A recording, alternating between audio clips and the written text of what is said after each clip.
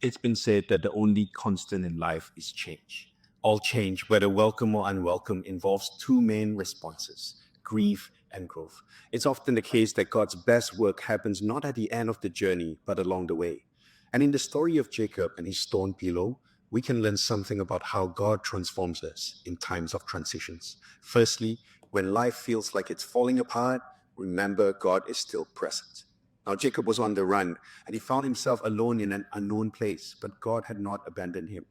In the place that Jacob, the schemer, had no more moves to make, God revealed himself to be the one who is truly on the move.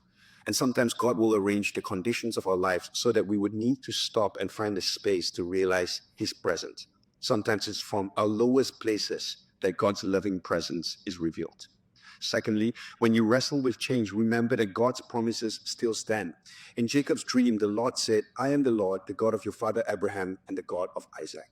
And here we learn two things about God's identity.